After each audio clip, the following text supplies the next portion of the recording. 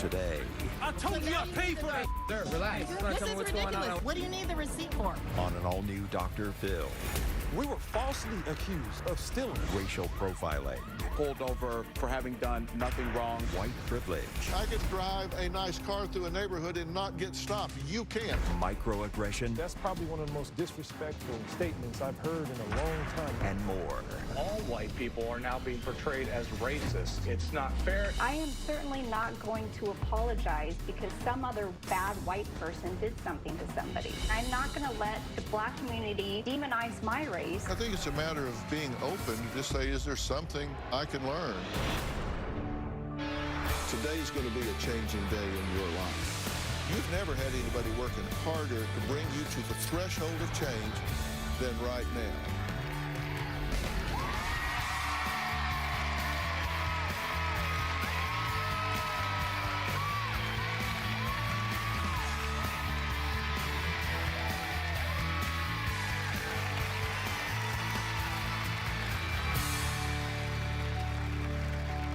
There's no denying it. Our nation is in the middle of a political, cultural, and racial divide, and it's not theoretical. You can feel this. It's palpable. What do we want? Justice! What do we want it now? Protesters have taken to the streets across America, outraged over the death of George Floyd in police custody. From Minneapolis to Dallas and San Francisco to Atlanta, we've seen demands for justice and equality. Our news is in Atlanta, Georgia, as racial tensions rise in the U.S. The latest CBS poll shows that racial tensions in the past year have increased. Treasurer Michael Ferg said President Donald Trump's rhetoric has magnified racial tensions across the country. Being black in America should not be a death sentence. When you hear someone calling for help, you are supposed to help. The killings of George Floyd, Breonna Taylor, and Ahmaud Arbery were tipping points that caused many white Americans to consider tough questions about race that really have not been considered before. It has been reported that Google searches for the question, "Am I racist?" have spiked in recent months to an all-time high. So we're going to talk about it today. The idea is to have difficult but respectful dialogue as a way for us all to not only look within ourselves, but also jumpstart the conversation with our family and friends. Now, I'm challenging us all to take a closer look at how we interact and treat black people as a group who have undeniably helped to build this nation from the ground up. It is no longer okay to sit on the sidelines and be neutral. But the good thing is there are many white people out there who want to understand and learn. Now, I want to be clear. This isn't a platform to put people on the defensive, but to show them where they may be looking through the wrong lens and how they might be able to help our society by being more aware. And let me be very clear about two important points, important to me. First, I don't talk politics on this show, and today is no exception. I talk about important psychological issues, social issues, and family issues.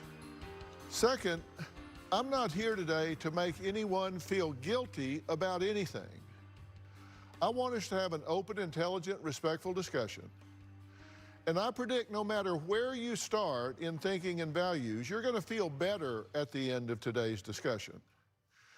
But first, I have gathered a group of people willing to have this discussion comprised of white Americans who say they're not racist, and black Americans who say they live with racism, implicit bias, and microaggressions on a daily basis due to the color of their skin. Now, my first guests are a black couple who say an encounter with a store manager went wrong, and they suspect it had to do with their skin color. I told her I paid for that. A black family says they were followed out of a Nike store in Santa Monica by a manager accusing them of stealing a basketball, but they say they paid for it. I told you I paid for that. Sir, relax. Last summer, my family was racially profiled at a Nike store. Joel was buying our son Samuel his first basketball. We left the store, and I heard a commotion. A white woman was approaching my husband, being all aggressive and in his face. Told you we bought it. What do you need the receipt for?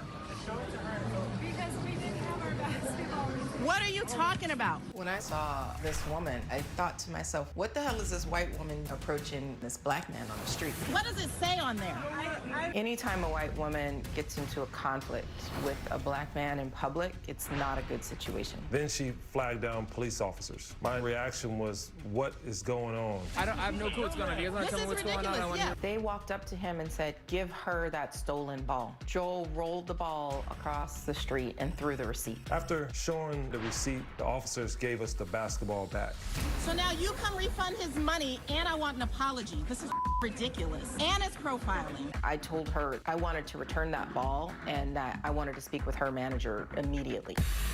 Come to find out, the white woman was the manager. I posted that video, and there was about 500,000 views the next day. You knew better. I told you I paid for that. Back up, babe. I was worried my husband would get tased or shot by these officers. I feel embarrassed. This situation is something that I went to therapy over. What that woman did to us could have ruined my reputation and harmed my career.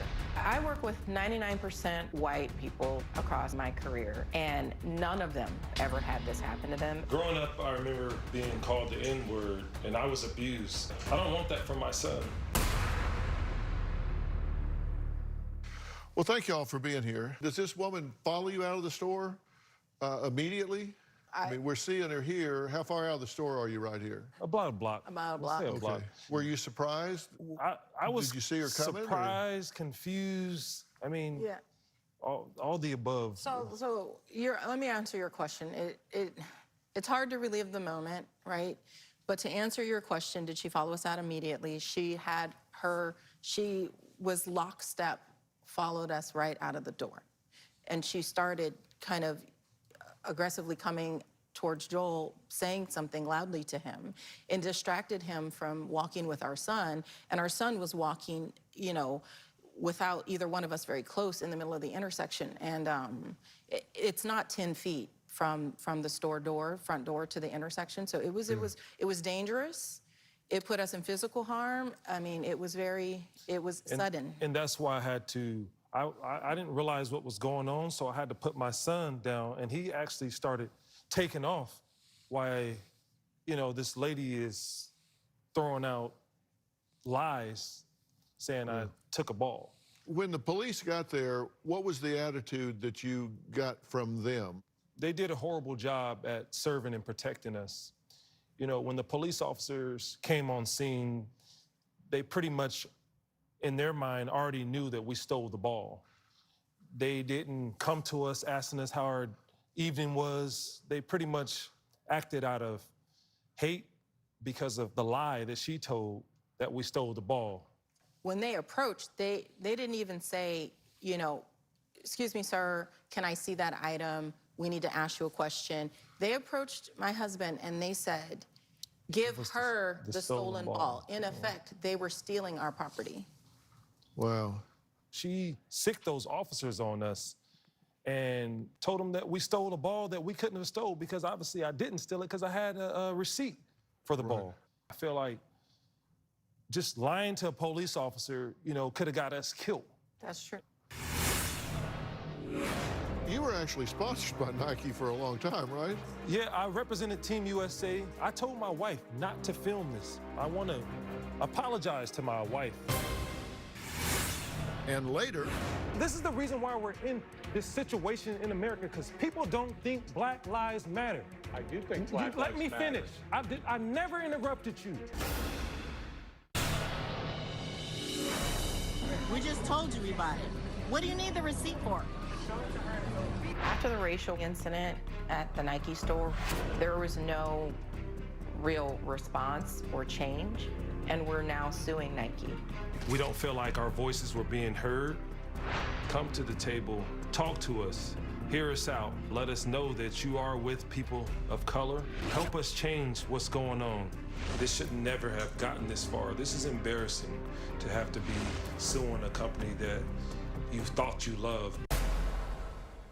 You were actually sponsored by Nike for a long time, right? Yeah, I represented Team USA in the 2008 World Championships. So Nike was our main sponsor. You will see me in a uniform with a Nike check, which was my favorite, brand growing up. I wanted to be like Michael Jordan. That ball was really significant to me because that paid my way through college. Well, Nike responded to this. On the 19th of July, they issued this apology. We are taking the recent situation at our Santa Monica store very seriously, and we're currently investigating the facts. We have reached out to the family to express our deepest apologies, and we will continue to work with our teams to ensure we deliver on our expectations for consumer experiences. They've made billions of dollars off of the backs of people that look like me, right? Billions. So what is your expectations? What are you planning to do to change the infrastructure of your company so people like me can feel safe? Read that police report. She told the police officer the guy in the pink sweater stole the ball. How can I steal something and not pay for it at the same time? And imagine, I told my wife not to film this because I knew that I will be on Dr. Phil one day. You know what I mean?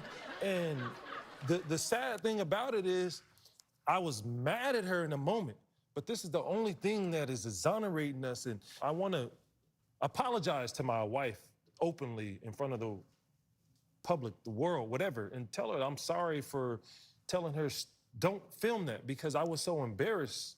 And now I refuse to be embarrassed, to fight for my freedom, my justice for all, for a country that I represented, a country that I won a gold medal for. I refuse to sit dormant and not fight for people like George Floyd that can't talk. That could have easily happened to us. I have a son, he has a daughter. I'm here to tell my story, right? The story of truth, the story of being discriminated against, the story of being hated for nothing. And the thing, Dr. Phil, that really hurts, as a black man, I'm 37 years young. I've been called the N-word. I can't even count how many times. I don't care about myself. When I look at my son and say, wow, this, not even 2 years old, he has to deal with this, right? My son has to deal with this. So I was like, no, I refuse not to fight. I refuse not to fight. I refuse not to ask a company like Nike to stand with me, just like how you stand with me when we won the gold medal for you. I refuse not to just sit back and be a coward and not defend my freedom and justice, because this is America, right? This is America. My grandfather fought for the country, and couldn't even get a sandwich. He didn't get his freedom and justice for all. He had to go to the bat. And today, after winning a gold medal for this country, guess what? I went to the Nike store, right? I can't even go with my family and be treated right. I'm falsely accused. This ain't something, we're on here because we were falsely accused. I didn't steal nothing. Why are you following us? Why can I live in peace? Why do I have to step outside and be looked at as an angry black man that was doing everything that I can do? I didn't want this. What do we look like going and stealing a $12 ball? We definitely don't look like it to us. It wasn't the content of our character. My wife, like I said, I apologize to her. Thank you. You're welcome. I mean, good wives do what they know is right and not what their husbands tell them. You're not a good wife. You're a great wife. No argument here. All right, we're going to take a break. We're going to meet a man who claims the Black Lives Matter movement is not a movement for change, but a war against white people. We'll also meet a leading race relations expert who says that racial microaggressions feel like death by a million paper cuts. We'll talk to those folks when we come back.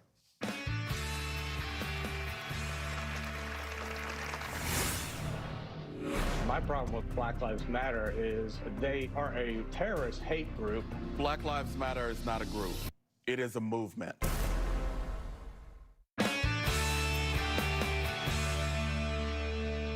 Well, today I'm talking to guests, black and white, who have strong experiences and beliefs about racism.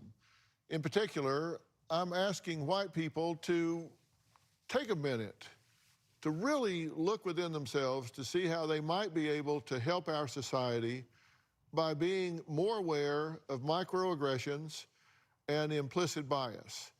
Now, joining me now are Dr. Sean Harper, professor and racial equality expert at the University of Southern California. He says racial microaggressions are like death by a million paper cuts to a person of color. Also joining me live from Laurel, Mississippi via Ionico is Jim Segalski, a journalist who caused a stir earlier this year when he branded the Black Lives Matter movement, quote, the war against white people. And Dr. Harper, let's talk microaggressions so people know what we're talking about. Microaggression is a small act or remark that makes someone feel insulted or treated badly because of their race, sex, etc., even though the insult, etc., may not have been intended, and that can combine with other similar acts or remarks over time to cause emotional harm. So it's not a big, gross, overt act. And I think what happened here was beyond microaggression. But, absolutely. And then implicit bias. Implicit bias refers to the attitudes or stereotypes that affect our understanding, actions, and decisions in an unconscious manner. So it's not something that people consciously select, but it's there. It's preconscious or unconscious, and it's a filter they look through. Fair? Absolutely. Both of those are accurate. One of the things that most people misunderstand about microaggressions, they think of them as just being so tiny. Why are you so offended by such a little thing? You got to get a thicker skin, many people will say, right? But what they don't understand is that it is the everydayness of racial microaggressions. If you get a paper cut, yeah, it stings, it's annoying, but just imagine all day long getting one paper cut after another. Eventually you may bleed. Eventually the wound may become infected. That's how racial microaggressions are experienced by Black Americans and other people of color. Driving while Black is another. And the constant threat of being pulled over by a police officer for having done nothing wrong. Yeah. And here's a video that depicts the adverse impact that microaggressions have on Black people. Now, this role play scenario is from Dr. Daryl Wing Sue, professor of psychology and education at Teachers College, Columbia University. Take a quick look. Microaggressions occur because they are outside the level of conscious awareness of the perpetrator. Microaggressions can also be delivered non-verbally through unconscious behaviors or gestures. In this scene, Jenny has finished a late night at the office and awaits the elevator. As the door opens, she takes one step forward, sees a Black male rider, hesitates, and immediately clutches her purse and places her hand over her necklace. The hidden communication is that African Americans are prone to crime, will break the law, are up to no good, and will steal. Example, right? A firsthand lived example that I've had way too many times in my life. Yeah. Now, Jim is joining us. You think that Black Lives Matter is a different sort of thing than it's being characterized by in most of the media. Can I first start by saying I know racism exists. It's not like I'm trying to deny racism, but racism is a human trait. It is not a white person trait. My problem with Black Lives Matter is they are a terrorist hate group who actually has advocated for the murder of police officers. That's my problem with Black Lives Matter. Now, if somebody wants to protect Black lives, that's one thing, but that group is actually a terrorist hate group, and they overtly have come out and said that they are for the murder of police officers. They've chanted it. Mm-hmm. Doctor? Black Lives Matter is not a group. It is a movement. It is a movement to help the world understand the effects of systemic and structural racism on black people, not just in 2020, not just in the 2000s, but really for centuries here in America. Black Lives Matter is not just the extremist examples. You know, it would be unfair and, you know, frankly dishonest of me to only pull extremist examples of white people doing very bad things to people of color here in America. Therefore, it is incredibly, I think, dishonest and just disrespectful to reduce Black Lives Matter to, you know, a handful of incidents of people who, you know, may in fact be, behaving in, you know, violent or inappropriate ways. But the movement is so much bigger than that. It's not a terrorist organization. Black Lives Matter's leaders have chanted, pigs in a blanket, fry them like bacon. Black lives absolutely matter. It's the group that's the problem. The fact that white people, all white people, are now being portrayed as racists is a big problem in my book. It's not fair. That's a racist generalization to begin with. If you think all white people are racist, you are in fact the racist. Black Lives Matter is very much like the KKK because they advocate hate and they advocate violence against people. That is a really bad comparison. I think it is absolutely absurd. And I think you can cherry pick certain statements from individuals and try to paint an entire movement with it. And that is simply not the case. We have to take a break. We're going to meet a black woman who says she was interrogated by the police on suspicion of trespassing in a hotel. She has something to say to her accuser next.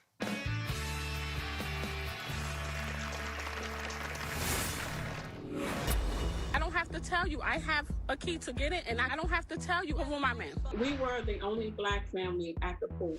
She said, I'm tired of you people coming here using the pool. My son is only 11 years old. She thought the cops was going to shoot me.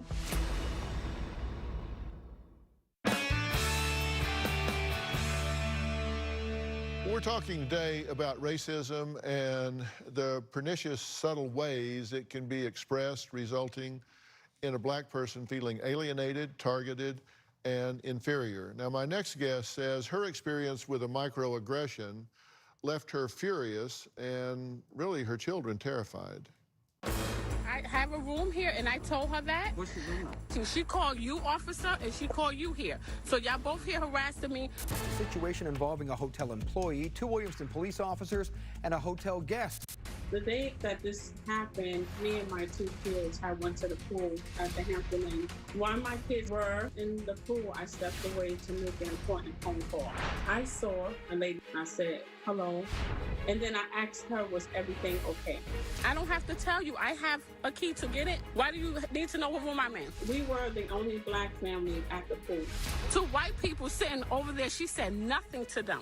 She said, I'm tired of you people coming here using the pool and it's not authorized. I said, because I know you're not talking about black people. She said, well, you people keep coming here and you're not a guest of this hotel. She didn't identify herself as an employee. My room, where's my proof? This is my proof, okay? This is my proof. So why do I have to tell you what room I'm in? I showed them the key and I said, here's my key. And I could prove that it worked. I decided to turn on my phone to film me and the police because I felt like I was in danger. They run her license plate. You can do whatever you want. And they're running my license plate. I'm here on business with my kids in the pool. At that moment, I was in shock. I was like, it's just really happening. I felt like I was being interrogated by the police. My son is only 11 years old. She thought the cops was going to shoot me. What makes her think that I couldn't afford to be at that hotel? What I want white people to know is to look at us as equal. I'm adding to the conversation Anita, joining from North Carolina via Ionico, and my good friend, her attorney, Benjamin Crump, a well-known civil rights lawyer and author of best-selling book, Open Season, Legalized Genocide of Colored People. Welcome to both of you. Anita, good to meet you. Ben, how you doing? Nice to meet you. Hanging in there, Dr. Phil. Thank you for having this important conversation for America. Anita, I'm glad you turned your phone on at the pool. What was your first thought when you were approached? And I didn't even know she was an employee of the Hampton Inn Hotel. The police were called, so they started demanding identification. They ran your license plate. How did this ultimately end? We don't see that in the video. With me telling my son and daughter to come out the pool, and we was just gonna go back to our room. And were you followed going to your room? Yes, she followed me to the elevator. In the video, you can hear her threatening that the manager was going to come to the room, and she was saying a whole bunch of stuff. At that point, I tuned her out because I was just thinking about my kids, that they had to experience this. And my son, he had his head, his chin all the way in his chest, his head down. He wouldn't pick his head up at all. So I just looked at my son. I was like, oh, he's terrified. Ben, what do you make of this? Dr. Phil, I think far too often you see these microaggressions, as your panelists have articulated, that they lead to action. We see on a larger level, this implicit bias leads to policies and then municipal ordinance. They lead to federal regulations, and then they lead to things where you see a justification of unjustifiable acts like Eric Garner being choked, saying, "I can't breathe" in New York, or George Floyd having a knee on his neck for 8 minutes and 46 seconds. But you have laws that would say, well, they were following policies and procedures, and so they argue that that was justified. That's what we're fighting against. So what happens with this hotel that changes this policy? What will have to happen? Well, it's quite obvious. If you don't respect Black women, if you don't expect Black business and our Black families, then the Hilton should not expect our Black dollars. Because if you're going to discriminate against us, then we have to, as a community, say that we won't tolerate that kind of activity. Anita's son thought the police were going to kill his mother because they were prejudged by an employee who needed better training from the corporation. Here's an excerpt from a statement of apology from Hampton by Hilton.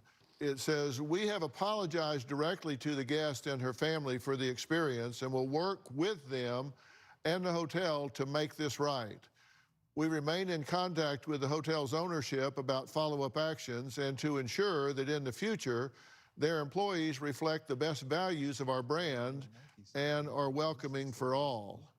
I don't know who the Hampton apologized to, but it wasn't me. I don't know what they wrote in that statement. That was really nice to write, but they didn't apologize to my children. Anita, how are they going to make it right for our children? But let me say this. The system is working well for them, so they don't feel like they need to fix it. So that's why we have Black Lives Matter. To compare it to the KKK, that's probably one of the most disrespectful and unhuman statements I've heard in a long time, and I've only been living on this earth for 37 years. It's disrespectful to actually call for the murder Let of me police finish. officers. Did I Really interrupt you, families, sir? and Sir, it's very let me finish. disrespectful to call See, for this is part of the reason. You're very disrespectful. You don't ever, when someone else is talking, you need to listen. And this is the reason why we're in this situation in America, because people don't think Black lives matter. I do think Black lives matter. Let me finish. I never interrupted you. Don't do that. Go ahead, finish. Don't do it. Stop. The KKK has rippled the Black community for years and years and years. Centuries. And this man has the audacity to say something like that. That shows me your ignorance. My next guest says they feel strongly about the question, are all white people racist? They'll reveal why when they join us next.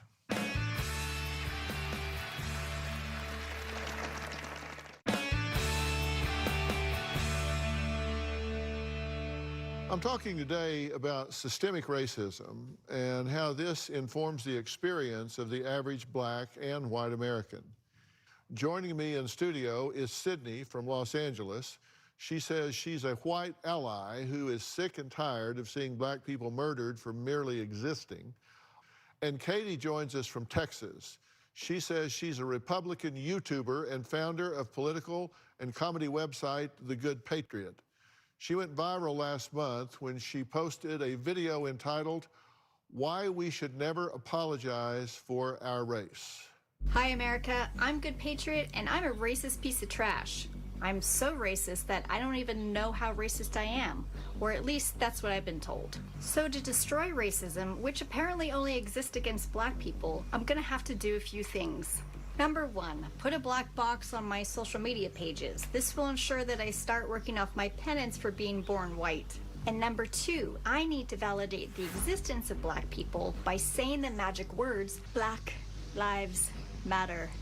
There you go. Racism has been annihilated. Have you ever heard of the Barbary slave trade?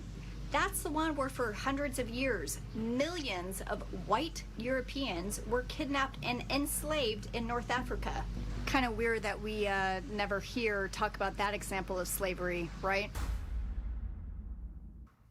Okay, interesting point of view. Sydney, thank you for being here. Thank you for having me. You've been listening to everything we've been talking about so far. What did you want to add? I just want to apologize to all of you for the injustices and blatant bias discriminations that you've faced. I don't understand, and I never will, but I do understand that my life, being the way I am, being the color I am, from the family I come from, will never be hard in the same ways as your life will always be hard if we don't start to actually address and sit down and have these uncomfortable conversations with the people closest to us and the ones that we don't want to have the conversations with. I believe that each white person has to take accountability and acknowledge the fact that racism is part of our cultural past. Katie, what did you want to say? Hi, Dr. Phil. Well, I'm here just to represent the people that are sick and tired of being called racist when we're not racist. My skin is not a shield against hardship. It's just an absence of melanin. And I made the video I did because I was frustrated, because I was sick and tired of having people tell me that not only was I outwardly racist, which I'm not, but I was also subconsciously racist. And I am very sorry for each individual situation where a person of color or a white person was discriminated against. It's wrong, and I condemn it. But I am not responsible for that, and they don't represent all people. And bad things happen to all races. Let's talk about that for a minute. White families control 90% of the wealth in America, blacks 2.6%. White families earn $100, black families earn $57.30. Black unemployment rate is double that of whites. Black college grads are 2 times as likely to be unemployed. Job applicants with white-sounding names are called back 50% more than those with black-sounding names. Black drivers are 30% more likely to be pulled over.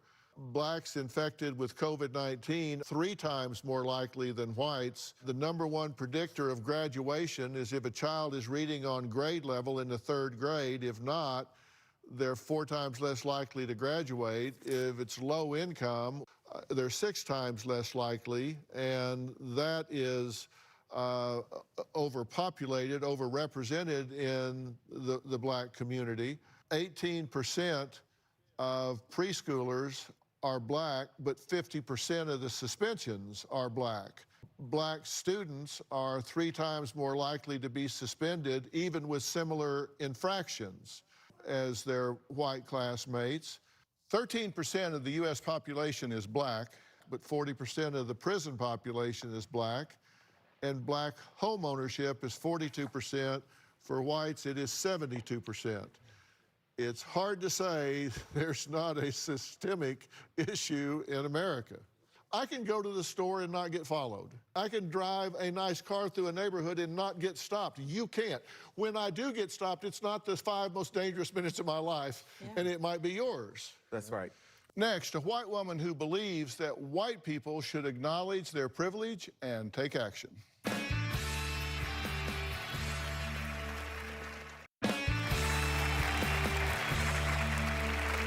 3 years ago on this stage, I conducted an experiment with a group of people from various walks of life to see how marginalized groups fared in life compared to white Americans. If you have ever tried to change your speech or mannerisms to gain credibility, if you can go anywhere in the country and easily find the kinds of hair products you need that match your skin color, if you would never think twice about calling the police when trouble occurs, take one step forward. If you have ever been the only person of your race, gender, in a classroom or workplace setting, if you have ever felt like there was not adequate or accurate representation of your racial group, looking at the people behind you, it just makes you think about why people don't get the opportunities that I do. if you were ever uncomfortable about a joke you overheard related to your race, ethnicity, gender, take one step back. I'm very aware of my white privilege, but it really showed through when I looked behind me, and most of the people in the very back were people of color. It felt like those who were in the front were more comfortable. There was one female behind me. It felt like being a woman possibly come on with an extra challenge. I was in the back. I'm not ever in the back of anything that I do. It's a very sensitive topic. You don't want to offend anyone, but it's true. There are racial and social disparities in America, and these issues need to be talked about. Interesting experiment. Also joining us via Ionico is Hannah, who believes that white people should acknowledge their privilege. Hannah, what would you like to add to this conversation? I just want to say I'm really sorry for what happened to you guys, because that's a terrible thing. And that those statistics you just showed, right? Like, they paint a very clear, factual picture of the world we live in. And there's basically, two ways you can deal with it. There's one explanation, which you started to hear Katie say a little bit of, right? Which is that, like, all of these problems have some root that is in the Black community, right? There's a lot of different versions of it, but they all boil down to there's something wrong with Black people. That doesn't make any sense to me. People are people. We're good. We're bad. And the reality is, when you have a system that is where there's that much disparity, the problem is in the system, and it's in all of us, and especially in white people. But certainly, we are all part of the system. I'm sorry that some white people are jerks, and I'm sorry that some Black people are jerks. Every race has bad apples in there. But I am certainly not going to apologize because some other bad white person did something to somebody. And I'm not going to let the Black community or Black Lives Matter and anyone else demonize my race. I'm not racist, and my life shows that. Yeah, and I think it's a matter of being open to just say, is there something I can learn? There are common excuses to deny racism. The most common are, I have a Black friend, I voted for Barack Obama, I don't have a racist bone in my body, I'm not a racist because I'm 2% Black, I don't see race, I don't have white privilege because I'm poor, not all white people are racist. Meta-communications are outside the conscious awareness, but they're buried in our interactions, and we need to be thoughtful about that. And the only way to combat that is through conscious vigilance. You got to have a diversity of experience. I mean, find out what you don't know. Get outside your circle. Have a diversity of friends, and have a non-defensive attitude, an open discussion, and be an active ally, which Sydney has been such a great example of.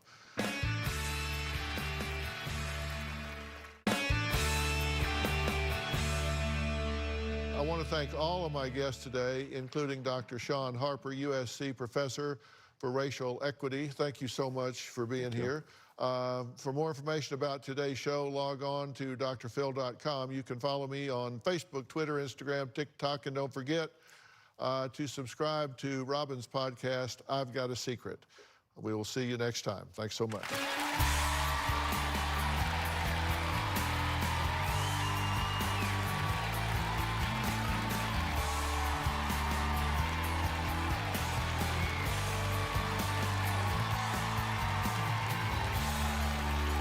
Bounce, bounce, all the girlies bounce.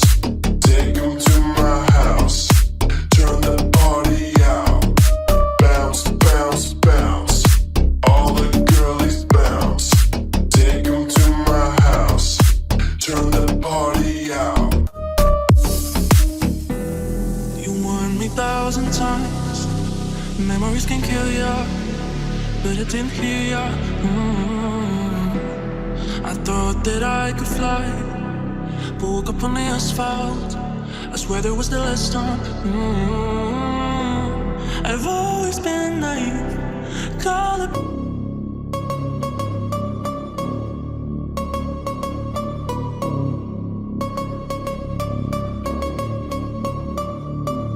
Ooh, you know we gon' get it. Ooh, you know we gon' get it.